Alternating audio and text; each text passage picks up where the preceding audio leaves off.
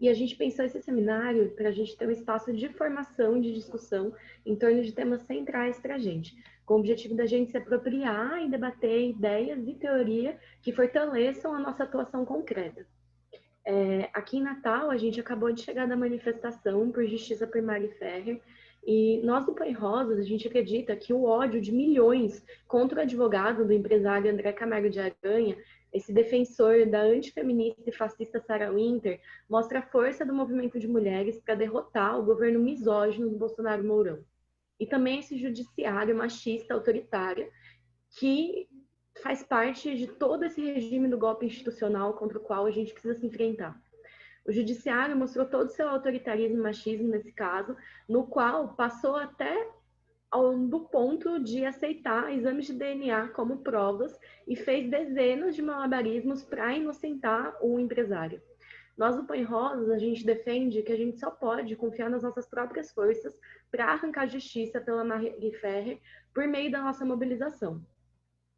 Inclusive, há poucos meses, a gente viu como a extrema-direita pernambucana, que é parte da igreja evangélica, perseguiu uma menina de 10 anos que buscava realizar um aborto de uma gravidez fruto de 5 anos de estupros. E foi comprovado que os dados dessa menina foram liberados por funcionários da Damares Alves, a ministra das Mulheres, da Cidadania e dos Direitos Humanos, uma verdadeira defensora de um Estado teocrático. Esses dois casos escandalosos, onde os direitos das mulheres foram atacados por representantes do Estado capitalista, eles evidenciam a necessidade da gente se armar de ideias para a nossa atuação. Hoje, eu e a Janaína, a gente vai abrir a discussão para apresentar nós duas rapidamente. A Janaína é professora universitária em Serra Talhada, no Pernambuco, de História, e eu sou Marie Cristine, eu sou estudante de Ciências Sociais da UFRN, e sou professora da rede autônoma no momento, porque cortaram minha bolsa. Vou fazer uma introdução rápida, aí eu vou passar para a Janaína, depois vai voltar para mim e a gente vai abrir para intervenções. Enfim, para fazer uma introdução rápida, nós, como feministas socialistas, a gente entende que a luta das mulheres ela se insere na história da luta de classes. E a gente busca ir na raiz do patriarcado para entender como ele se desenvolveu ao longo da história e promoveu esse casamento perfeito com a exploração capitalista que a gente vive hoje. Já que a gente vê uma relação que é determinante entre o modo de produção e a formação familiar. A gente entende, a partir das elaborações do Engels, na obra A Origem da Família, da Propriedade Privada e do Estado, que o patriarcado tem uma origem histórica determinada, por meio do advento da propriedade privada como instituição social, já que as formas de organização anteriores não supunham essa submissão das mulheres. Nessa obra, ele faz um movimento de localizar a questão da mulher a partir de observar o que é a vida daquelas que carregam um fardo combinado de garantir todo o trabalho doméstico, assim como os menores salários e piores condições de trabalho, por dentro da produção capitalista. Assim, ele identifica que a opressão às mulheres não tem nem um pingo de nada natural, mas é originária do mesmo processo que instituiu a propriedade privada e a divisão de classes como base da organização social, na qual a família ela viria como garantidora da manutenção de heranças de geração em geração. Para não me alongar nessa discussão e para a gente entrar no debate de hoje, que é justamente sobre a necessidade de defender a separação da Igreja e do Estado, é fundamental frisar o quão funcional o patriarcado é ao capitalismo, submetendo a gente a duplas ou triplas jornadas de trabalho, nos pagando os menores salários, expressando qual que é a dinâmica entre exploração e opressão que recai sobre as mulheres. Para pegar essa ideia, eu queria utilizar rapidamente a definição que a autora Andrea Datri, que é fundadora do Põe Rosas na Argentina, coloca para entender o que é exploração e opressão. Exploração sendo o que remete à relação entre as classes, de uma questão da ordem econômica estrutural, que é a apropriação do produto do trabalho excedente das massas da classe trabalhadora por parte da classe possuidora dos meios de produção. E a opressão na relação de submissão de um grupo sobre outro, seja por gênero, sexualidade, raça, origem de migração, etc. Assim, a gente pensa que o pertencimento de classe ele vai delimitar quais que vão ser os contornos da opressão sofrida. E isso se expressa com muita força quando a gente pensa o próprio direito ao aborto, por exemplo, que até hoje é negado a gente por uma atuação consciente, combinada da igreja junto com o Estado, que usam justamente dessa criminalização para torturar as mulheres trabalhadoras e negras, que a gente sabe que são justamente as que morrem pelos abortos clandestinos, diferente daquelas que têm condições de pagar um aborto seguro. E por meio disso querem literalmente controlar os nossos corpos. A defesa da separação da Igreja do Estado, ela figura já nos programas dos revolucionários em 1869, constando como quinto ponto de um programa que chama Programa de Eisenhower, que diz separação entre Igreja e Estado e entre escola e igreja. Nesses tempos que a gente vive de escola sem partido, a gente quer retomar essas reflexões, entender como se deu essa relação intrínseca entre Estado e a Igreja e por que isso deve ser uma demanda democrática que as mulheres socialistas sejam linha de frente de levar adiante na batalha pela destruição do patriarcado e do capitalismo. Bom, para introduzir, por hora é isso, vou passar a palavra para a Janaína e depois eu retomo. Boa noite, pessoal. Espero que todos me escutem bem. E obrigada, Marie, por essa introdução tão importante, né? Colocar teoricamente a importância do patriarcado. Eu agradeço estar aqui nessa tarde com vocês, a gente partilhando nesse seminário de aprendizados, né? Retomando, conhecendo documentos, como a Marie já nos apresentou uma aí, que são essenciais para a nossa formação, para a luta, né? Só queria acrescentar a ideia de patriarcado que Marie colocou, na verdade, reforçando a partir daquilo que Silvia Derek coloca, né? Que vai muito além, as questões e a noção de patriarcado, muito além de um culturalismo, e está implicitamente ligada às relações de classe, né? E aí, para começar a minha fala, né? Uma coisa interessante de se observar no tema da necessária separação entre o Estado e a Igreja é que se a gente fosse consultar o senso comum, né, perguntar às pessoas, aí perguntando aí, que palavra sintetizaria, né, esse tema, eu acho que a palavra polêmica talvez seria a resposta.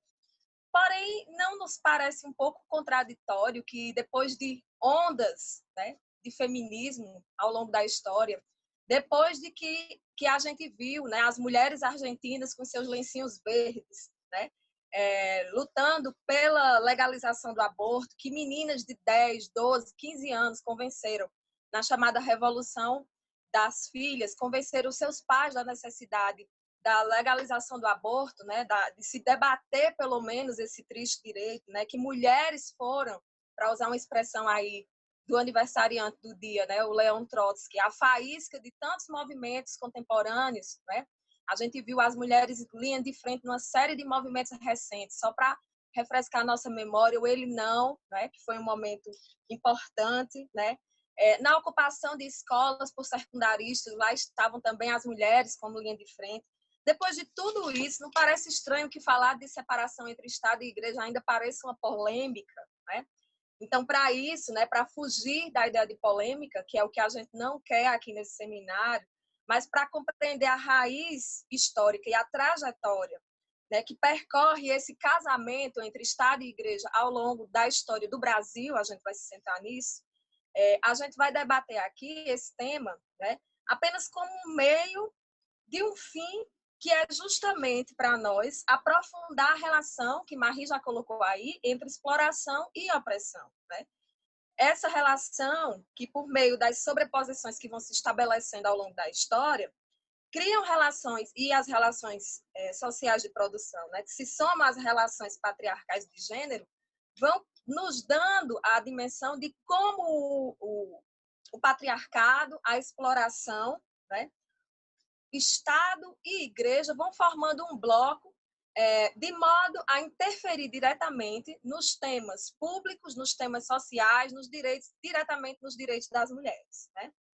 Então, o que a gente vai apresentar aqui diz respeito a uma abordagem que a gente julga necessária do ponto de vista que ela fornece para a gente os subsídios teóricos, mas também os pressupostos empíricos, reais, para que a gente não só argumente, mas para que a gente entenda, né, acerca da impossibilidade que é a emancipação da humanidade e, principalmente, particularmente, a emancipação das mulheres no sistema capitalista. Então, portanto, uma necessidade de uma mudança radical, né? E não tem como defender isso se a gente não visualiza historicamente essa relação estrutural que se estabelece, né, entre exploração e opressão, né? Então, eu acredito que há uma relação entre Estado e Igreja no Brasil que ficam mais inteligíveis, ficam mais vistas quando a gente adota essa perspectiva histórica, e é isso que eu vou tentar fazer aqui, rapidamente colocar ao longo dos momentos da história, como Igreja e Estado, aparentemente, mesmo por trás da ideia de laicidade, por exemplo, né, do ideal de laicidade, estão de braços dados, né? Vão produzindo operações, né, para tentar disfarçar, dissimular essa ligação, mas a gente consegue perceber os modos dessa presença, né? Até mesmo quando oficialmente ela parece impedida, né? Mas como é que a gente foge dessa aparência, né? E captura, por assim dizer, a essência de como é possível confirmar esse casamento entre Estado e Igreja no Brasil ao longo da história. Então, eu gostaria de dizer, como um primeiro ponto da minha fala, que não é possível compreender essa relação se a gente não levar em conta que, ao longo da história, foi no interior da ordem jurídica, né, encimada por um Estado, que se fez possível a presença, a participação, a influência, a intromissão da Igreja nos assuntos, nos temas do Estado, né? Em outras palavras, o que é que eu estou querendo dizer com isso? É que há um papel preponderante do judiciário ao longo da história, na permissão e na legitimação da participação dos religiosos, né, da Igreja, nos temas sociais, né, nos temas do Estado. Isso é central, né? Ao longo da história do Brasil, isso é o que permite que tenha existido e que haja ainda a intromissão da religião, da Igreja no Estado. E aí eu fico pensando, Marie, demais, como é que tem gente que nutre esperanças no judiciário, nas leis, sendo que, ao longo da história, é justamente esse o meio que é utilizado para que o Estado abra caminho para as intromissões que vão romper o ideal de laicidade e vão fazer com que as igrejas interfiram, direta ou indiretamente, em alguns momentos da história, no tema das mulheres, por exemplo, né? Então, só para a gente começar a falar de um primeiro momento, né? Quando eu estou falando aqui de laicismo, eu estou falando de uma doutrina que separa, né? Que defende essa separação entre religião e Estado, e que não deve haver a influência dos religiosos ou da religião nos temas do Estado, né? Como primeiro momento da história do Brasil, eu diria que o período colonial, né, o momento em que se forma o processo de formação da sociedade brasileira, é nele que a religião cristã, né, vestida na sua vertente católica, traz um elemento de maior preponderância. É quando a Igreja Católica, digamos assim, se insere no elemento Estado de forma mais veemente. Enquanto a gente tem a coroa portuguesa aqui, com seu expansionismo territorial e, consequentemente, com o expansionismo da fé católica, né, nas suas chamadas, né, colônias ultramarinas, né, nos seus territórios explorados, a gente tem a Igreja, com a permissão do Estado português, responsabilizada pela formação, né, por fincar as raízes da sociedade brasileira. Por isso que, quando a gente tem aqui o processo em que o colonizador deita suas raízes, né, a chamada descoberta, né, foi um empreendimento diretamente conjunto entre o Estado português e a Igreja Católica, né, ratificando, confirmando, abençoando todos os absurdos que a gente já conhece ao longo da história praticados pelo Estado, né? E com a vinda, né, do primeiro governador-geral, Tomé de Souza, em 1549, chegaram também os primeiros jesuítas, né, os religiosos que, durante 210 anos, foram responsáveis pela educação no país, pela catequização, quer dizer, a imposição da fé, e principalmente pela imposição de valores, né? E aí aqui a gente está falando de uma sociedade que traz para cá os valores cristãos, europeus, né, onde a cor branca era, digamos assim, o referencial, né, e vai haver todo um cerceamento da igreja em relação à língua, em relação às religiões que aqui, as manifestações de cunho religioso, né, que aqui já se encontravam. E esse cerceamento praticado pela igreja, né, esse sistema de policiamento e também catequização e educação durante esse período, deu à mulher branca, naquele momento, um claro papel, né? A de reprodutora e a de transmissora da propriedade, né? Símbolos da colonização, né? Dois símbolos da colonização. E como, localmente, esse estereótipo, né, da mulher branca, né, com essas características citadas aqui, não existiam, tratou-se de criar isso a partir da imposição, a partir da violência, né? E interessante nesse momento é a ideologia, ou digamos assim, a ideia que vai se disseminar, que vai se criar, na historiografia é bem registrado isso, do papel da Santa Mãezinha, né? Alguns historiadores colocam isso, né? De como se cria o estereótipo nesse momento, a partir da igreja e, em grande medida, imposto e policiado pelas organizações que representavam o Estado português aqui no Brasil colonial, da mulher como santa, boa, pura, né? E aí há todo um processo de policiamento em relação às mulheres, né? Um segundo momento que eu diria, em que a gente percebe também marcante o casamento entre Estado e Igreja, vai ser esse momento pós-colonização, né? Porque a ingerência ela não está restrita só a esse momento da colonização. Ela vai permanecer no Brasil, até o Brasil se constituir Estado, vai ser muito visível durante os dois momentos imperiais, e vai se legitimar durante toda a República, né? O momento que a gente vive até então, né?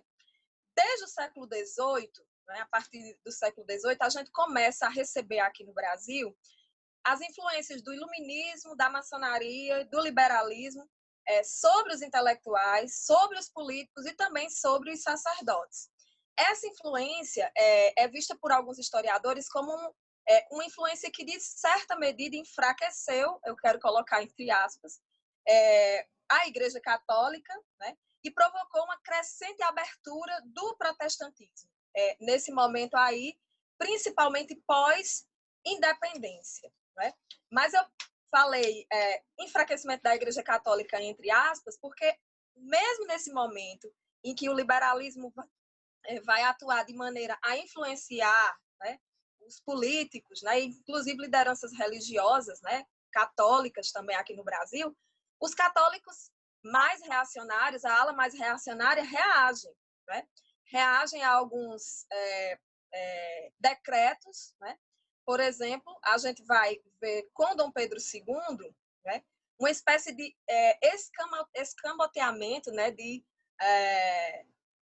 do poder da Igreja Católica, quando, na Constituição, né, nos textos da lei, vão ser colocados que o poder da Igreja vai estar submetido, a partir de então, às ordens do imperador.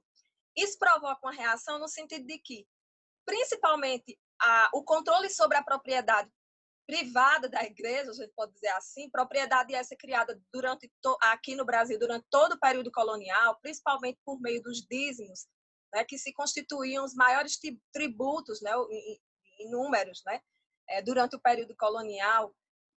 Esse patrimônio da igreja passa a ser, de certa medida, controlada pelo Estado brasileiro. Isso não vai agradar nada a Roma, que reage, né, no pontificado de Pio IX, que vai lançar uma bula criticando veementemente a maçonaria, o liberalismo, e vai começar um processo de romanização, né? De uma crescente centralização da Igreja Católica a partir das ordens de Roma.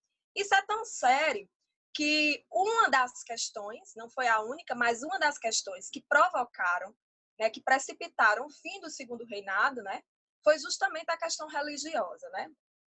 Onde a Igreja Católica vai também tramar, né, pelo fim do reinado. E aí a gente tem o momento da República, né? A República marca o início oficial da ideia de laicidade, né? Rompe-se, então, né, a partir de 1889, lá daqui a pouco o povo vai começar a comemorar aí, né, o 15 de novembro, não sei se tem o que comemorar. Como historiadora, a gente precisa ser bem mais crítica em relação a isso, mas a gente caminha. Então, rompe-se, a partir de 1889, esse arranjo, né? E há uma oficialização de que a Igreja Católica ela não faz mais parte do Estado. Em fevereiro de 1891, a primeira Constituição Republicana, que já era a segunda Constituição do Brasil, ela vai colocar o ensino laico, ela vai trazer registros civis, deixando de serem eclesiásticos, vai colocar a possibilidade do casamento civil, os cemitérios se tornam seculares, e isso a gente está falando de final do século XIX. Mas, né, apesar desse texto, a Igreja Católica cumpre um papel crucial na definição desse novo regime, né? É importante que se diga, porque ela foi influente nos debates, né? Teve uma predominância do catolicismo na constituição do que a gente pode chamar de nacionalidade no país, e essa influência nunca parou. É tanto que mais à frente, por conta desse empenho da Igreja Católica em reagir às tentativas de laicidade, né, de separar o Estado da Igreja no Brasil durante a República. Em 1934, a Constituição, uma Constituição liberal, mas que para a época foi vista também como progressista, ela vai retroceder em relação à ideia de laicidade, permitindo o ensino religioso, né? Fazendo com que o casamento religioso voltasse a ter validade de casamento civil, né? E o princípio da separação vai passar a ser, digamos assim, temperado por uma palavrinha que vai aparecer nessa Constituição, que é a ideia de colaboração entre Estado e religião. Está lá no artigo 17 dessa Constituição de 1934. Né? Ela diz que a colaboração recíproca tem que ser em prol do interesse coletivo. Não dá para saber muito bem o que é isso fica implícito, mas fica explícito que a igreja volta a atuar e volta a atacar o princípio da laicidade. Essa ideia de colaboração aí, ela conferia um fundamento dentro da Constituição, aquilo que eu falei no início da minha fala, né, que não dá para entender a relação Estado e igreja se a gente não entende o papel ativo da formulação das leis, do judiciário ao longo da história, que aproximou, mais uma vez, Estado e Igreja e se traduziu numa vitória, nesse momento, da Igreja Católica. Porque a lei que conferia a separação, né, lá atrás, ela reconhecia todas as igrejas e confissões religiosas, a personalidade jurídica para adquirir bens e administrarem. Simplesmente esse novo momento aí foi uma reação àquela ideia lá do Segundo Reinado, de que o Estado também regia os assuntos, principalmente no que dizia respeito aos bens da igreja. Como isso não foi bem visto, e como eu disse, a igreja reage, o resultado é que nessa Constituição há um retrocesso. Né? E aí a gente tem, então, o momento de ditadura, a gente vai ter uma série de outras constituições essas que vão apresentar avanços e retrocessos em relação aos direitos da mulher, né?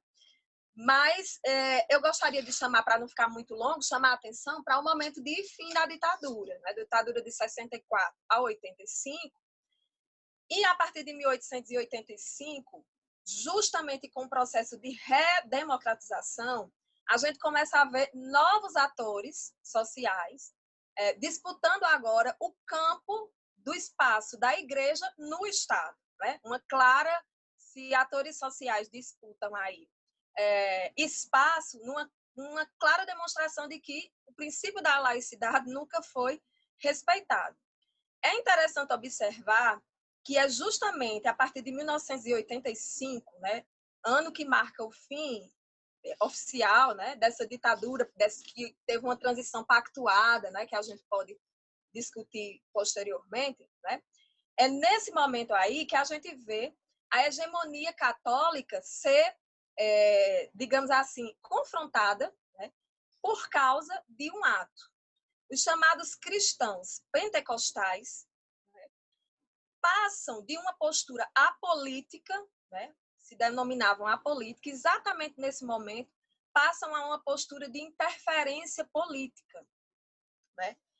Posteriormente, a gente vai ter uma mobilização política mesmo, não é uma saída da postura política, a gente vai ter uma reação e uma atuação desses cristãos pentecostais aí. É o início dos chamados evangélicos na política, justamente no momento em que a gente vai ter... Está travando aí? Pronto. Justamente no momento em que vai ter essa transição para o período democrático, que se instala a Constituinte no Brasil, que os chamados evangélicos rompem, né, a sua imobilidade política. E aí eu quero chamar a atenção para esse sujeito histórico, né? Sim, é um sujeito histórico, porque atua, porque interfere, chamado evangélico. Quem é esse grupo, né? Então, quando a gente fala em evangélico, a gente está falando em um grupo plural, né? Basicamente, a gente tem no interior deles 3 divisões. Isso aqui no Brasil. Se você for para os Estados Unidos, essa divisão ela não é tão clara, então não acontece dessa forma. Aqui no Brasil, os chamados evangélicos, de uma forma geral, na verdade, compõem os chamados protestantes históricos, que diz respeito àqueles protestantes herdeiros diretos lá da Reforma Protestante, lá do século XVI, na Europa, né? Aí a gente vai ter luteranos, batistas, presbiterianos, episcopais, congregacionais. Fora esses grupos históricos, a gente tem esses grupos aqui chegam no Brasil lá no período, ainda do período colonial, principalmente com a chegada dos franceses, né? Com a vinda de franceses, a colonização de franceses, depois com holandeses, né? Depois dos protestantes históricos, a gente tem os protestantes pentecostais, né? Esses protestantes pentecostais, eles surgem historicamente nos Estados Unidos, lá no final dos anos 20, 1920, né? E aí, quem são eles? Para dar nome aqui aos sujeitos. A gente está falando de Congregação Cristã no Brasil, da Assembleia de Deus, que é talvez o nome mais forte desses pentecostais, o Evangelho Quadrangular e a Igreja Deus é Amor. No final dos anos 70, aqui no Brasil, dessas vertentes pentecostais, né, que se diferenciam das históricas, porque elas começam a defender uma ideia de avivamento, de Espírito Santo, uma ideia de o que a gente pode chamar de estado de êxtase, né? Pautado em valores mais rígidos, né? Que os protestantes históricos. Desse ramo pentecostal, nos anos 70 aqui do Brasil, sai um outro braço, que é os chamados neopentecostais. Aí, nascem aí a Universal do Reino de Deus, né, Internacional da Graça, né? São exemplos dessas igrejas aí, que se diferenciam dos pentecostais porque vão defender uma atuação cada vez mais midiática e principalmente, né, por um princípio de fé, né, interna, né, o princípio da teologia da prosperidade, né? A ideia de prosperidade somada aí aos escritos bíblicos, né? Considerados por eles sagrados, né? Então, esse sujeito, ele aparece nesse momento de transição, né? Nesse momento de saída da ditadura militar. Por que ele aparece nesse momento? Claro, porque a formação de uma constituinte, né? E a união em torno de dar voz, né, da ideia de dar voz aos vários sujeitos sociais, né, como se colocou essa Constituição que é tida como cidadã, né, fez com que os chamados evangélicos rompessem essa sua ideia de apartidarismo, de ausência ou de total desinteresse dos assuntos políticos até então, mas é bom que se frise que durante a ditadura militar, mesmo por trás dessa ideia de apolíticos, né, muitas igrejas, inclusive históricas, tradicionais, apoiaram o golpe, entregaram, inclusive, pastores seus à ditadura militar, né, está na história registrado, assim como a Igreja Católica, que apoiou claramente seu golpe militar, com algumas resistências a partir dos anos 70, né, com as vertentes ligadas à teologia da libertação, né, que se espalhava na América Latina, mas a igreja foi uma clara protestante e católica apoiadores do golpe militar aqui no Brasil. Então, no momento em que os vários sujeitos vão querer espaço e voz na Constituição brasileira, os evangélicos rompem esse silêncio aí, né? E é justamente, né, por conta disso que a gente tem hoje um sujeito chamado bancada evangélica, né? Que não é só uma presença com referências religiosas, né? Isso é bom que se diga, ela é a institucionalização de uma preocupação cada vez mais crescente desse ramo, né? Desse ramo religioso, desse grupo religioso, que tenta se inserir, que tenta interferir e que tenta apresentar pautas, né, baseadas nos ideais de valores ligados à família tradicional, né, valores que são reacionários, no sentido de que barram também outras pautas progressistas, né, principalmente ligadas à legalização do aborto, ligadas a procedimentos como a eutanásia também, barram pautas como a descriminalização da homossexualidade, ligadas também ao reconhecimento do casamento igualitário. Tudo isso é barrado pela bancada evangélica, né? É nessa bancada evangélica que claramente os dogmas da fé, que são particulares, terminam claramente aparecendo e determinando conteúdos estatais, né? Não é à toa que a gente está aqui nessa noite, né, nesse início de noite, falando sobre a importância da separação do Estado da Igreja, porque essa bancada e as defesas que ela faz, né, e os ataques, né, e é bom que se diga que é uma bancada suprapartidária, né, a bancada evangélica, constituída a partir de 2003, suprapartidária, mas ela se une, né?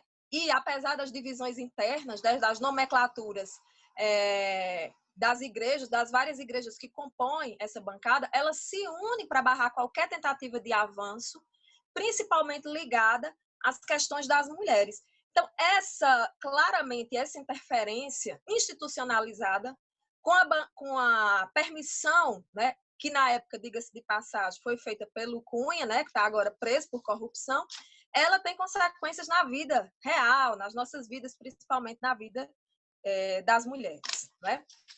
E aí, para finalizar e passar a bola para a Marie, para a gente pensar outras questões, né?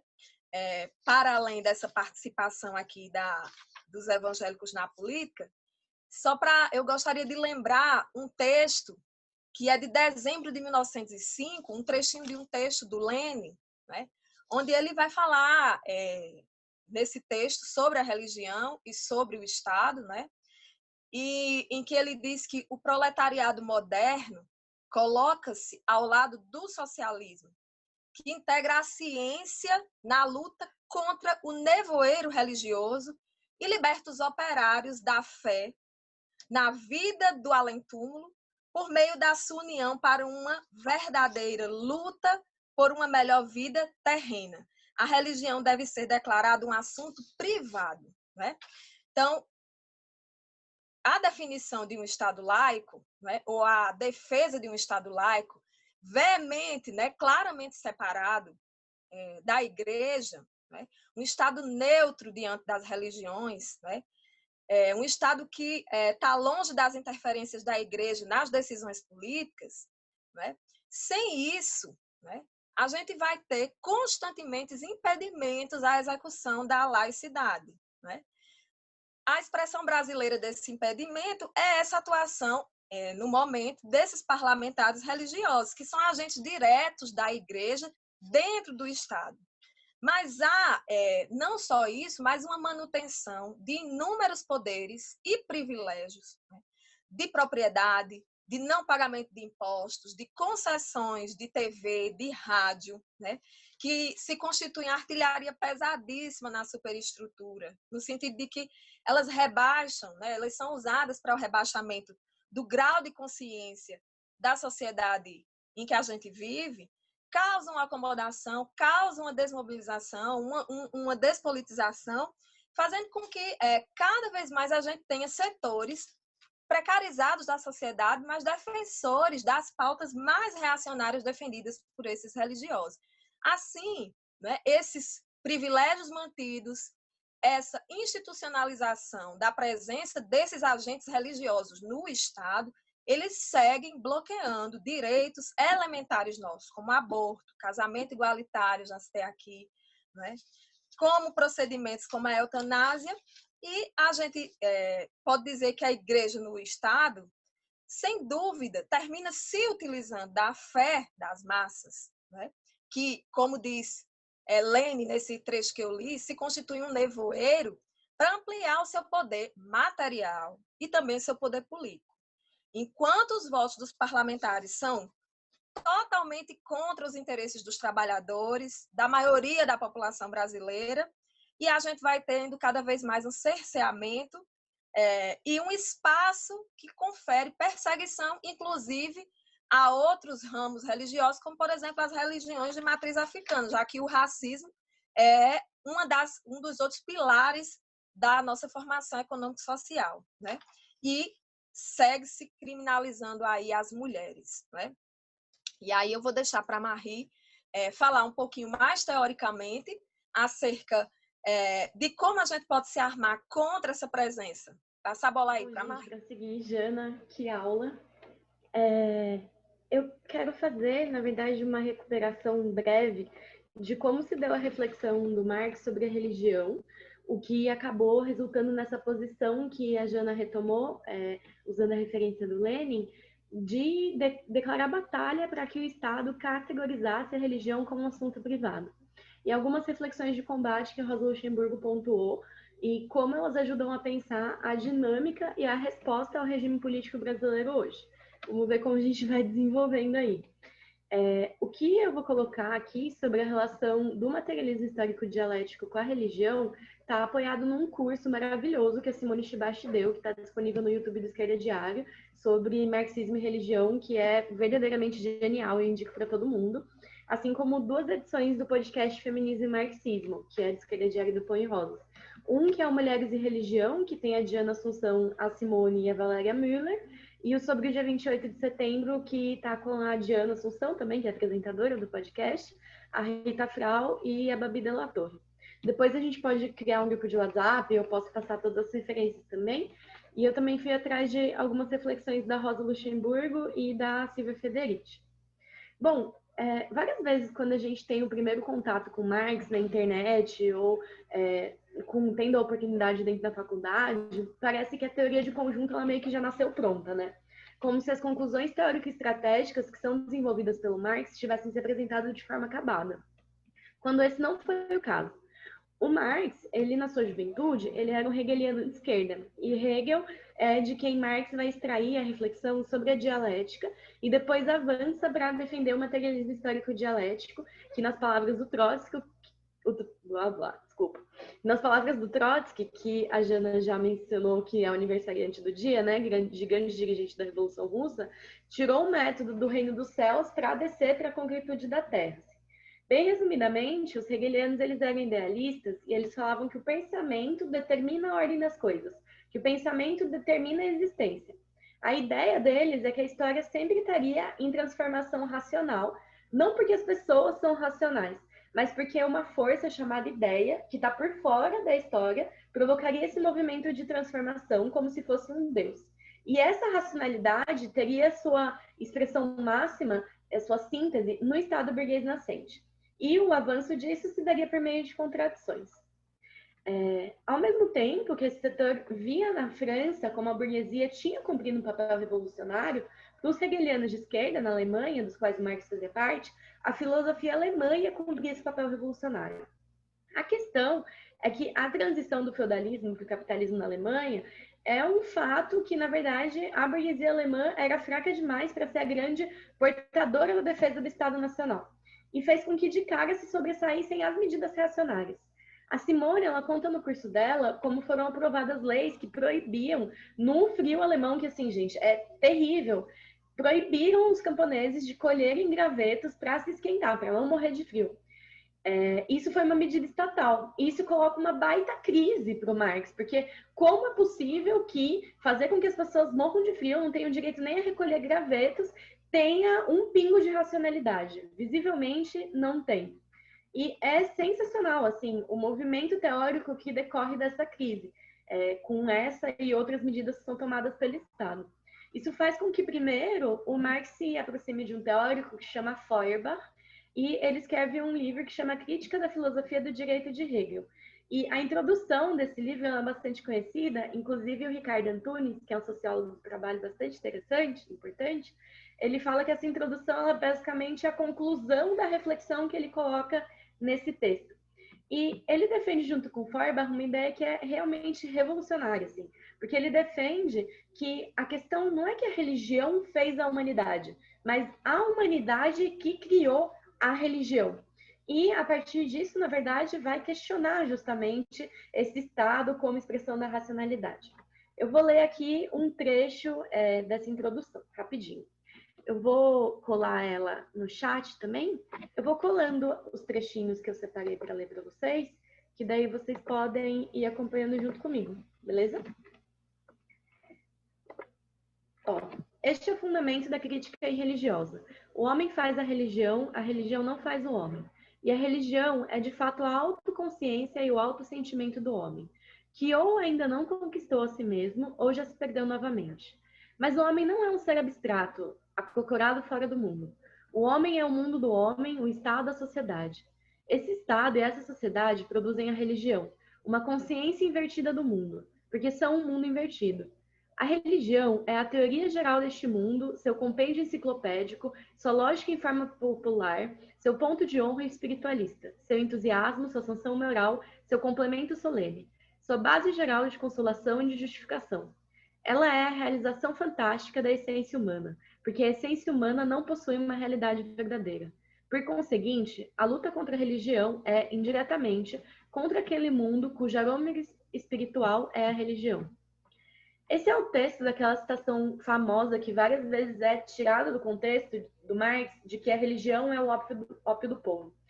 E ela é tirada do contexto, eu acho que esse trecho expressa bem o que isso significa, porque, na verdade, o Marx está fazendo uma discussão de que a religião ela tem praticamente um caráter duplo, né? Que, ao mesmo tempo que ela está colocada, ela tá colocada para humanidade para suportar um mundo onde a humanidade é alienada de si mesma, ela funciona como ponto de apoio para criar uma verdade fantástica pela qual viver e esperar. Tem uma frase que está colocada que é o coração de um mundo sem coração. Ou seja, a religião cumpre o papel de construir essa ilusão fantástica, mística, ao mesmo tempo que cumpre o papel de fazer com que a humanidade não se mova em torno de si mesma, mas sim por um bem superior. E a saída que o Marx coloca nesse momento, nessa crítica, é que a crítica filosófica ela precisa se enfrentar com essas ideias para que os homens passem a ser sujeitos de si mesmos, com a construção de uma crítica que seja capaz de fazer com que o homem se perceba como centro do mundo. Isso foi em 1843, assim, para a gente ter dimensão, ele tinha só 26 anos, que é um negócio que é bem impressionante. No mesmo ano, ele escreve um outro texto que chama Questão Judaica, e que é bem interessante como esses questionamentos que ele coloca sobre a função da religião e como enfrentar ela ganham uma concretude política muito forte e muito próxima. Ele já era ateu, mas o pai dele era judeu. E naquele momento, as leis determinavam em qual tipo de atividade produtiva os judeus poderiam estar envolvidos ou não, inclusive por causa dos seus feriados e etc. E daí ele chega na definição de que o Estado está baseado na marginalização de determinados setores, e ele passa a defender como uma questão democrática a defesa dos judeus contra os ataques do Estado, contra a intolerância religiosa. Isso é a base para, na verdade, uma reivindicação que é da Revolução Francesa, que foi uma revolução burguesa, que é justamente a separação da Igreja do Estado e que começa a aparecer nos programas da Internacional em 1869. A gente vai voltar nisso já já. E ele vai desenvolver essa reflexão dessa centralidade de defender a separação da Igreja do Estado e ele segue refletindo como debater a questão da religião. E aí, essa saída que está colocada que pelo Feuerbach, que é esse teórico de quem naquele momento ele tem muita proximidade, de que a humanidade ela coloca no Deus, coloca na religião suas melhores características, e na verdade essas características estão colocadas na religião que são se voltar para a própria humanidade, passam a ser insuficientes para ele conseguir pensar a saída e a transformação necessária para que a humanidade possa de fato cuidar de si mesma, girar em torno de si mesma. E aí ele coloca algumas teses, chama Teses de Feuerbach, que é um texto que ele escreve quando ele passa a se afastar desse teórico. Eu vou ler de novo um trechinho. Na verdade, é uma das teses dele, que eu mandei aqui, que é a seguinte. Feuerbach resolve a essência religiosa na essência humana, mas a essência humana não é uma abstração inerente a cada indivíduo. Na sua realidade, ela é o conjunto das relações sociais. Feuerbach, que não entra na crítica dessa essência real, é por isso obrigado a 1. Abstrair do processo histórico e fixar o sentimento religioso por si, e a pressupor o indivíduo abstratamente, isoladamente humano. 2. Nele, por isso, a essência humana só pode ser tomada como espécie, como generalidade interior, muda que liga apenas naturalmente muitos indivíduos. Feuerbach não vê, por isso, que o próprio sentimento religioso é um produto social que o indivíduo abstrato que analisa pertence na realidade a uma determinada forma de sociedade. O ponto de vista do antigo materialismo é a sociedade civil. O ponto de vista do novo materialismo é a sociedade humana, ou a humanidade socializada.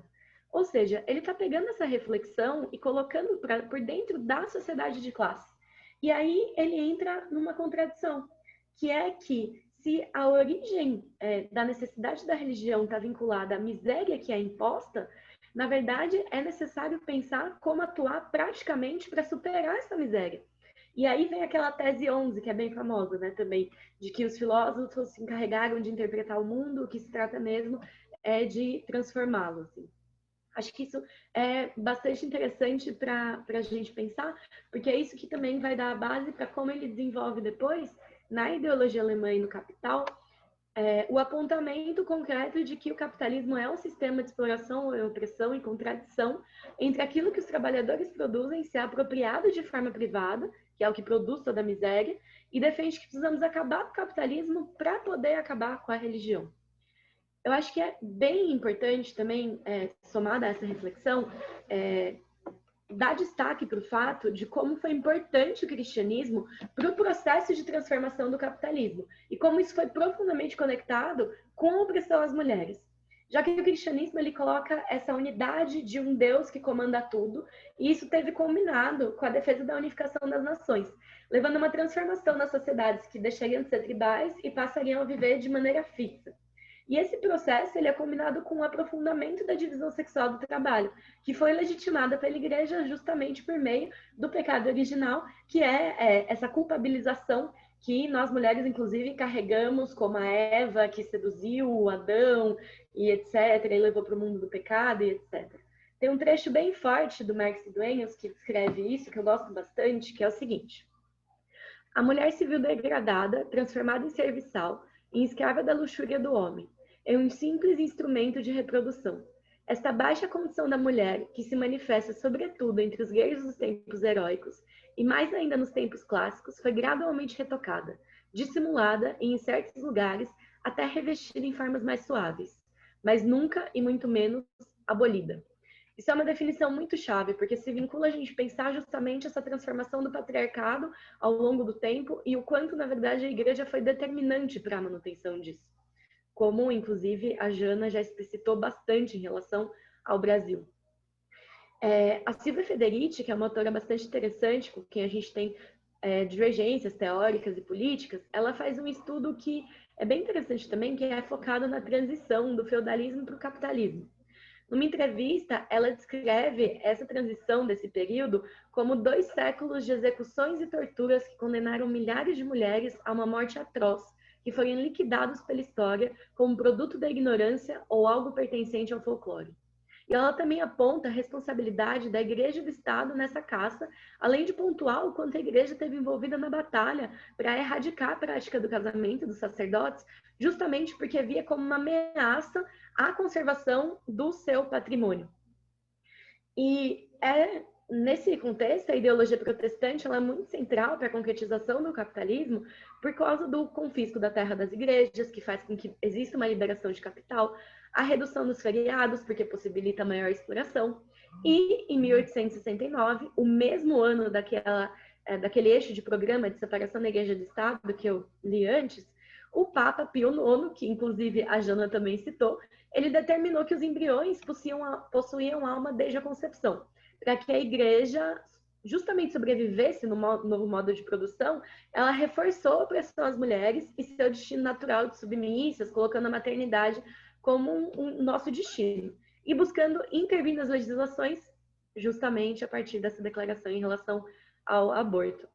A função da igreja, ela tão serviu à manutenção da ordem burguesa que em 1905 tem várias greves que ocorrem na Polônia e na Rússia contra o czarismo.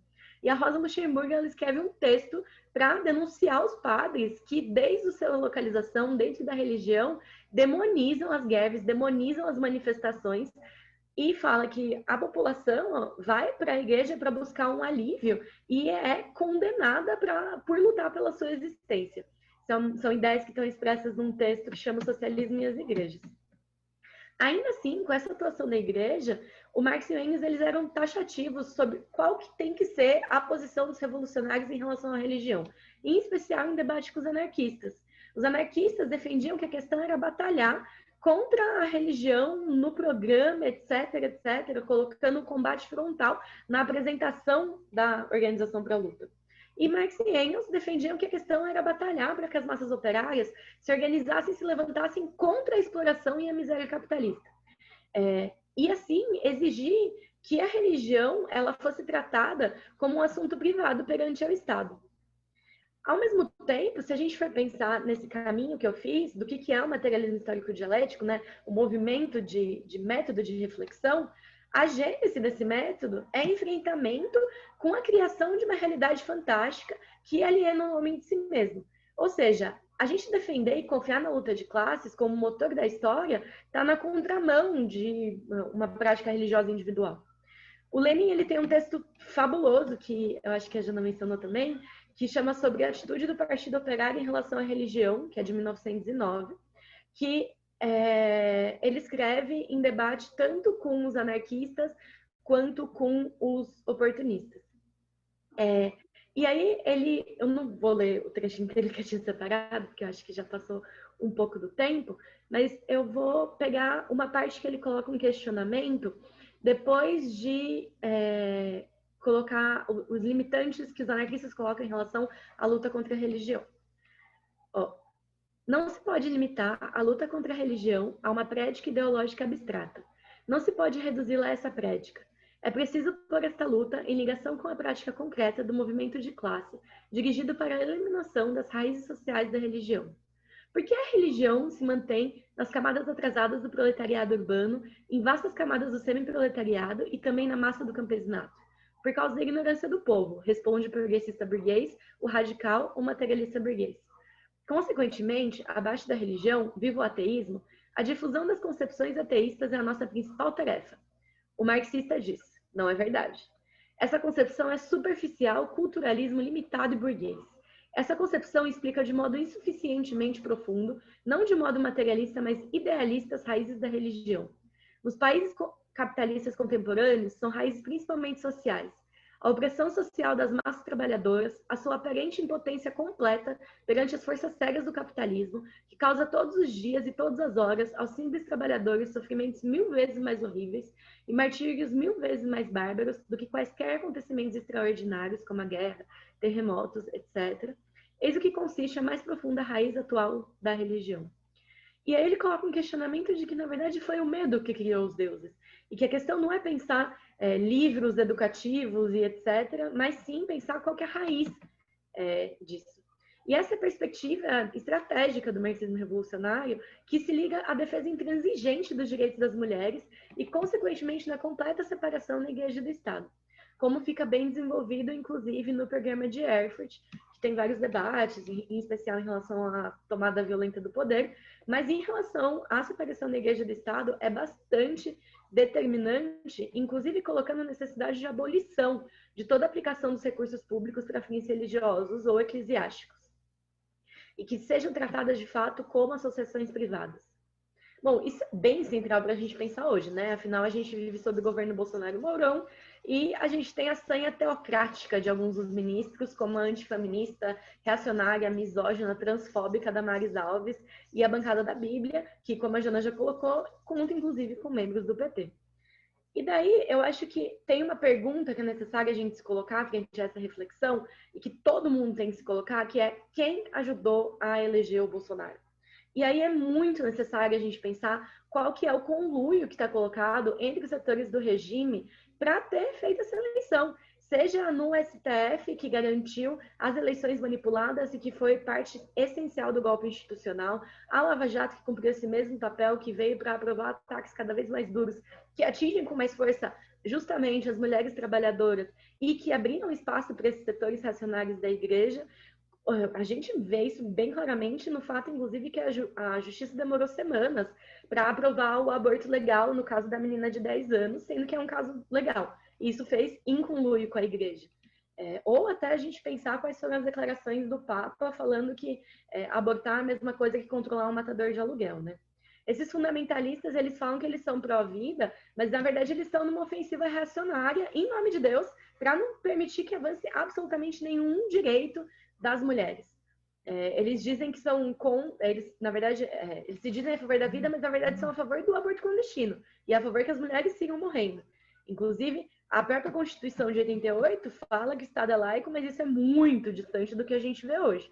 E aí tem responsáveis concretos. E aí é necessário a gente pensar justamente o que aconteceu durante os anos do governo do PT, né, que a Jana já mencionou, tanto em relação ao Acordo Brasil-Vaticano, em 2006, que garantia isenção fiscal para a Igreja Católica, o Marco Feliciano, em 2013, representante do Estatuto do Nascituro, da Cura Gay, na Comissão de Direitos Humanos e Minorias, a Carta ao Povo de Deus, da Dilma, a carta afirmando que não vai garantir nenhum direito das mulheres, ou recentemente, com mais de 1 bilhão de isenção para as igrejas, que foi votado pela bancada inteira do PCdoB, e por alguns deputados do PT. Inclusive, eu estava vendo que tem até entrevistas do Lula afirmando que ele é contra a isenção. E aí eu estava estudando, pensando nesse debate de hoje, e eu me deparei com uma reflexão da Rosa, que ela fala sobre como, para os partidos que servem à burguesia, a luta contra a igreja não é um meio, mas é um fim em si mesmo. Então é conduzido de uma forma a não alcançar nunca o objetivo. Termina eternizando a igreja e tornando uma instituição permanente. E para mim ficou muito claro o quanto, na verdade, é essa atuação desses setores que conciliam os nossos interesses e, na verdade, entregam, né, as nossas demandas e as nossas necessidades. Nesse sentido, eu acho que é bastante valioso fazer uma reflexão em torno de como, para defender, inclusive, a separação da igreja do Estado, é necessário se enfrentar com um regime político de conjunto. E como as mulheres, as LGBTs, as negras e negros, os imigrantes, os indígenas, precisam urgentemente ser parte de romper com essa passividade que a esquerda tem frente à evangelização da política, inclusive propondo membros de pastorais, candidatos pastores, etc., etc., mas defender uma Assembleia Constituinte livre e soberana para que as leis possam ser feitas, de fato, pela população, elegendo delegados por bairro, por local de trabalho, para poder determinar quais são as leis que vão reger nossa vida. Porque não é possível que as igrejas, inclusive, por exemplo, Edir Macedo, tenham um patrimônio de mais de bilhões, ninguém não consegue nem contar o quanto ele tem, enquanto a realidade das mulheres trabalhadoras é se questionar se vão conseguir comprar um saco de arroz ou não pelo aumento do peso do quilograma. E, inclusive, parte disso, de defender a Assembleia Constituinte Livre e Soberana, é entender que, na nossa luta contra o capital, pela destruição do patriarcado e do capitalismo, a gente tem que batalhar para chamar todos que se indignam com o avanço em cima dos nossos direitos democráticos para defender o que existe de mais democrático e, nessa experiência, colocar as nossas necessidades contrapostas às necessidades da burguesia e do patriarcado. E por isso, inclusive, defendemos uma Constituinte livre e soberana combinado com a defesa da separação da Igreja e do Estado. como fazem, por exemplo, nossos parlamentares da Argentina, inclusive, defendendo que os padres tenham que ir trabalhar e não viver de dinheiro público. E aí eu queria só fechar lendo uma citação da Diana Assunção, que coloca um ângulo bastante interessante para a gente pensar a nossa luta. O problema do machismo não é que ele é pecado. O problema é que ele mantém submissa a metade da humanidade e é usado para que uma parcela ínfima da população explore a enorme massa, submetendo os trabalhadores a todo tipo de miséria e limitando a capacidade humana na sua plenitude, transformando a existência em uma via crucis eterna, onde não existe redenção possível para a humanidade na Terra. A nossa perspectiva é que a gente não tem nenhuma disposição de carregar uma via crucis eterna. E sim, a gente quer batalhar por uma vida plena de sentido. E, nesse sentido, para a gente, mulheres socialistas, é central defender a separação da Igreja do Estado para defender nossos direitos e, a partir disso, avançar numa luta pelo fim do patriarcado e do capitalismo.